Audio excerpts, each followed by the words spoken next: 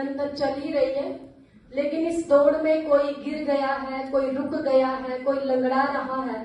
तो अब हम इन्हीं से पूछेंगे बहन के द्वारा कि इनको क्या क्या परिस्थिति आई इस दौड़ में और इनके साथ क्या हुआ। तो अभी हम बहन से सुनेंगे इनका इंटरव्यू।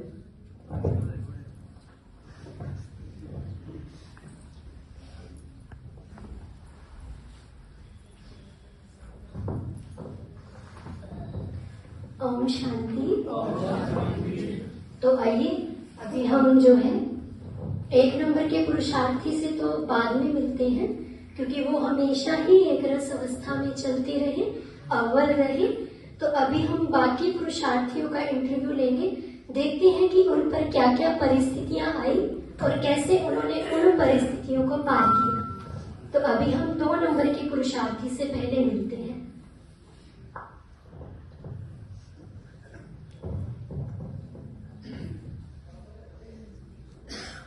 ओम शांति दीदी। ओम शांति बहन जी। क्या हुआ बहन जी आपको?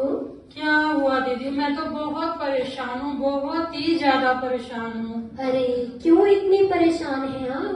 दीदी मेरी कोई बात ही नहीं सुनता, जो बोलूं कोई मेरी बात सुनता ही नहीं है। मैं चाहती हूँ दीदी सब लोग योग में समय पर आए, मन मजाल है कोई समय पर आ जाए। और तो और दीदी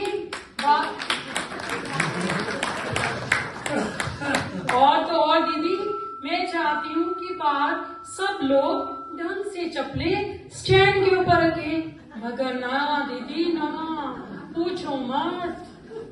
अच्छा, बस इतनी सी बात?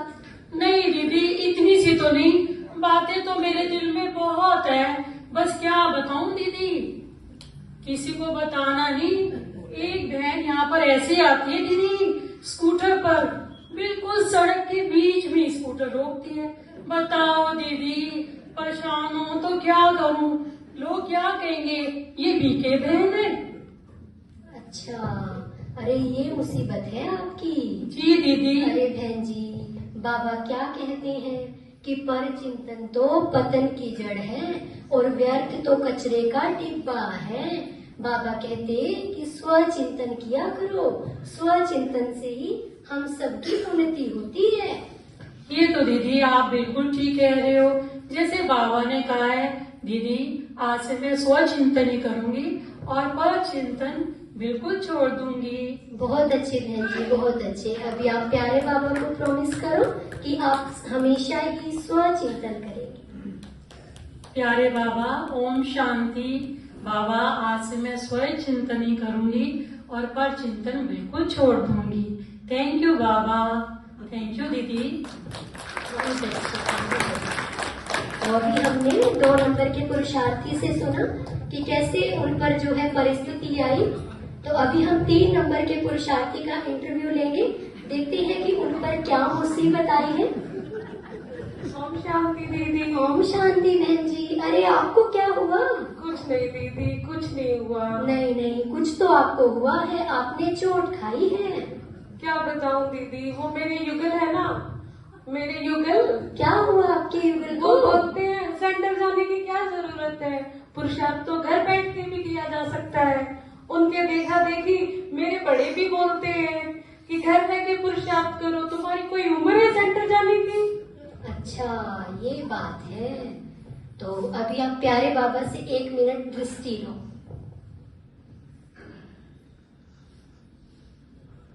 आप बताओ बहन जी, क्या विचार है आपका?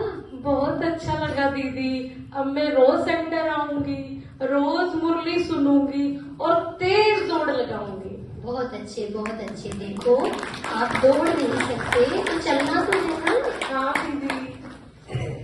आप हमेशा यूं ही आगे बढ़ते रहिए। जी दीदी, शुक्रिया। तो आप सभी ने सुना 3 नंबर के पुरुषार्थी पर क्या समस्या आई। तो अभी हम 4 नंबर के पुरुषार्थी से सुनते हैं कि उन पर क्या मुसीबत आई है। ओम शांति दीदी। ओम शांति भाई जी। कैसे हो भाई जी आप तो रुक ही गए थे। दीदी क्या बताऊं, जब से कोरोना आया है ना, उसने तो मेरा शेड्यूल ही बिगाड़ दिया है।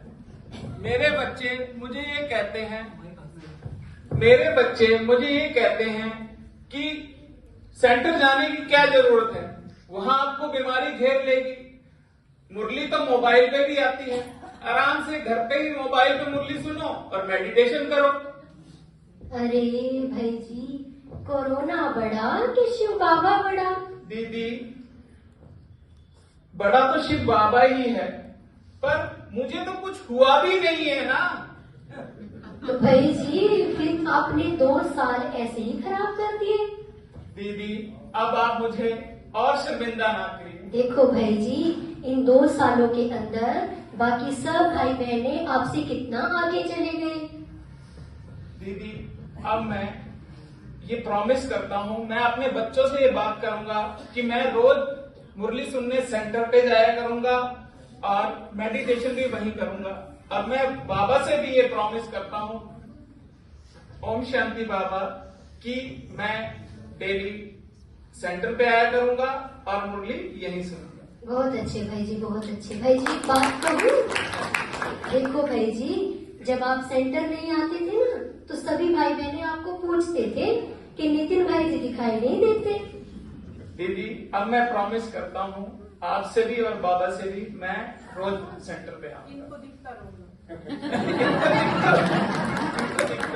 बहुत अच्छे भाई जी, आप हमेशा यूं ही आगे। Thank you, thank you. देख ही रहे हैं आप सभी पुरुषार्थियों पर कैसे अलग अलग प्रकार से परिस्थितियां आती रहती हैं और वो फिर कैसे उनको पार करते। तो अभी हम 5 नंबर के पुरुषार्थी से सुनते हैं कि उन पर क्या समस्या आई है। ओम शांति दीदी। ओम शांति भाई जी। भाई जी, आपको क्या हुआ? आप तो गिर ही गए थे। दीदी क्या बताऊं, बहुत परेशान हूँ। क्यों है आप इतने परेशान? देखो भाई जी, आप दिखने में तो इतना महावीर दिखते हो, फिर आप गिरे कैसे? दीदी था तो मैं महावीर, पर अब तो बिल्कुल महाफकीर बन गया हूँ। अरे ये बात है, जी। ऐसा क्या हुआ भाई जी? दीदी जी, मैं भी आपकी तरह कुमार था, बहुत शुद्ध जीवन था, पवित्र जीवन था। मैं भी बहुत मतलब मधुबन में भी 4-4, 5-5 महीने सेवा करता था, क्लास सभी कराने जाता था। मैंने तो बहुत साल से ज्ञान लिया हुआ था, मगर फिर क्या भाई जी? बस दीदी, दुनिया वाले समाज वाले कहने लगे भाई ऐसे जीवन नहीं चलता। जीवन में मान लो माँ बाप की सेवा कौन करेगा, कल को बुढ़ापा आएगा, खाना कौन बनाएगा। अच्छा, जी, जी। तो भाई जी अभी तो आपको अच्छा खाना मिल ही रहा होगा ना? खाना कहा दीदी, बस उसके बाद फिर मेरे से एक बहुत भारी गलती हो गई। गलती? कौन सी गलती भाई जी? दीदी, मैंने दुनिया की बातों में आकर के और मैंने शादी करवा दी। अरे ये बात है। जी जी जी। फिर भाई जी? बस दीदी, पहले तो खुद के लिए खाना बनाना पड़ता था, अब पूरे परिवार के लिए खाना बनाना अच्छा, पड़ता। अब खाना, अब अच्छे से खाना तो मिल ही रहा है। तो कहाँ खाना दीदी, बताया कि सारे परिवार का खाना बनाना पड़ता है, अकेला बनाना पड़ता था पहले। अब तो मेरी वो हालत हो गई है, दुनिया वाले कहते हैं ना कि सखीरी पायो मैंने 3 रतन, झाड़ू, पोछा और बर्तन। सारा चीज लगा रहता हूँ, मेरा जीवन बिल्कुल नरक बन गया। अरे ये समस्या है जी, जी, जी। आपकी। तो भाई जी आप क्या करेंगे, कल से आप अपने पूरे परिवार की सुख शांति के लिए बाबा के घर में आएंगे और परिवार वालों को भी साथ में लेके आएंगे। तो अभी आप भी बाबा से प्रॉमिस करो। जी जी जी। ओम शांति बाबा। बाबा, मैं प्रतिज्ञा करता हूँ, मैं आप खुद और अपने परिवार को लेकर के आऊंगा और हर रोज क्लास जरूर करूंगा और योग भी करूंगा। ओम शांति। बहुत अच्छे बहुत अच्छे। तो अभी हम 6 नंबर के पुरुषार्थी से मिलते हैं कि देखते हैं ये जो बहन जी है इन पर क्या मुसीबत आन पड़ी।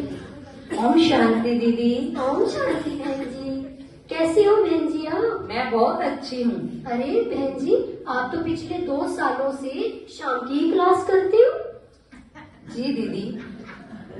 क्यों करते हैं? आप सुबह भी तो आया करो ना। अब क्या बताऊँ दीदी, एक तो सर्दी का मौसम और ऊपर से इतनी ठंड, और मेरा घर भी 2 किलोमीटर दूर है।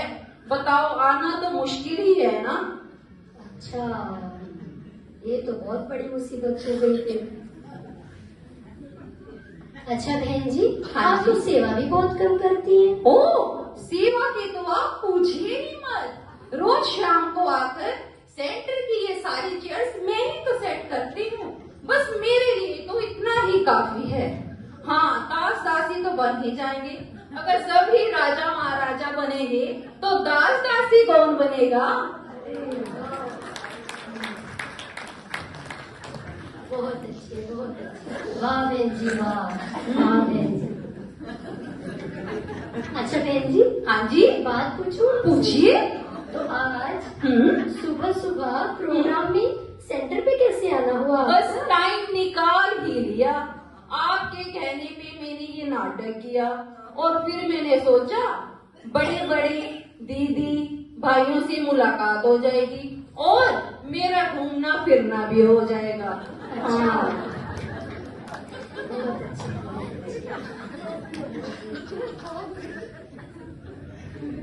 अच्छा दीदी, अब आप मेरा इस रूहानी रेस का सर्टिफिकेट तो बनवा दीजिए। अच्छा, सर्टिफिकेट चाहिए आपको? हाँ चाहिए। मैंने इस रूहानी रेस में पार्टिसिपेट किया है। मुझे घर जाके परिवार को, अपनी फैमिली मेंबर को, स्कूल में सबको बताना भी तो है कि मैं रूहानी रेस में दौड़ी थी। अच्छा, बहुत अच्छे, बहुत महान आत्मा हो बहन जी आप, बहुत महान। ऐसे ही कहते जाओगे तो मैं चल पड़ूंगी, वरना दौड़ना मेरे बस की बात नहीं है। हाँ। ओह, अच्छा दीदी, अब तो मैंने आपके सारे प्रश्नों के उत्तर दे दिए। अब कम से कम मेरा भोग तो ले आओ। हाँ हाँ, क्यों नहीं, थक गई होगी ना, खड़े खड़े कमजोर हो गई होंगी आप। ये लो, थैंक यू दीदी, थैंक यू बाबा। बहुत अच्छे बहन जी, आप हमेशा यूं ही बाबा के घर में आते रहिए। थैंक यू दीदी। ओम शांति। ओम शांति। ओम शांति। तो सुना आपने, बहन जी पर कितनी भारी मुसीबत आई थी। तो अभी जो है हमारे फर्स्ट नंबर के जो पुरुषार्थी भाई रहते थे, अभी हम उनका इंटरव्यू लेते हैं, क्योंकि वो हमेशा ही एक रस चलते रहे और हमेशा ही अव्वल आते रहे। तो अभी हम उनसे सुनते हैं। ओम शांति दीदी। ओम शांति भाई जी। ठीक है भाई जी आप? बहुत अच्छे है, बाबा की बेहद कृपा है मेरे ऊपर। बहुत अच्छा भाई जी, बहुत अच्छा। अच्छा भाई जी, आप पर कभी कोई परिस्थिति नहीं आती? परिस्थितियां तो बहुत आती हैं, पर बाबा के, जब से बाबा के सानिध्य में आए हैं और दीदियों से मुरली सुनते हैं, तो ये परिस्थितियां पार सहज ही हो जाती हैं। सहज कर्म करने से ही सहज परिस्थितियां ऑटोमेटिक ही पार हो जाती हैं और बाबा के कार्य में और बाबा के सहयोगी के बनने में, मददगार बनने में बहुत आनंद आता है और जीवन बड़ा इजी हो गया है और आसानी से जीवन कट रहा है। बहुत अच्छे भाई जी, बहुत अच्छे। अच्छा भाई जी, आपको तो क्रोध भी नहीं आता? बाबा ने कहा है क्रोध मुक्त जीवन ही असली जीवन है। काम, क्रोध, लोभ, मोह, अहंकार, हमें इनसे बचना है। क्रोध उनमें से मेन है। क्रोध के साथ ईर्ष्या, द्वेष, ये सब लोग पीछे पीछे आते हैं। क्रोध मुक्त जीवन हटाकर एक खुशी में जीवन व्यतीत करने से इंसान खुशी खुद में भी भरता है और औरों को भी खुशी प्रदान करता है। ये बाबा से हमने सीखा है। बहुत अच्छे भाई जी। अच्छा भाई जी, एक बात पूछे? हाँ जी, जरूर पूछिए। भाई जी, जब भी आपको बहनें सेवा के लिए बोलती हैं, हाँ जी। तो आप कभी भी मना नहीं करते? सेवा तो करना इंसान का कर्म है। अगर इस जीवन में हमने सेवा की, हमें तो अगले आने वाले 21 जन्म अपने बाबा के सानिध्य में और स्वर्ग के दर्शन में निकल जाएंगे, तो ये सेवा करना हमारा परम कर्तव्य बनता है। ये बाबा से हमने और दीदियों से और मुरली के मंथन से सीखा है। शुक्रिया बाबा, शुक्रिया। बहुत अच्छे भाई जी, आप हमेशा यूं ही अव्वल आते रहे, यूं ही आगे बढ़ते रहे। थैंक यू तो दीदी। भाई जी के लिए जोरदार तालियां बजाइए। थैंक यू डायनो भाई को आप सबका। अभी हम, आइए भाई जी, हम अपने दीदी से आपको जो है मेडल डलवाते हैं, क्योंकि आप अव्वल रहे इस रेस में। Thank you so much.